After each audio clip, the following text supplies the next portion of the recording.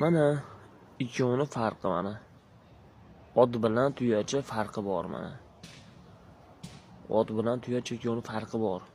Yaxshilab mana ko'ravering. Bu birini o'qlab itarib qo'ymaymiz aka biz.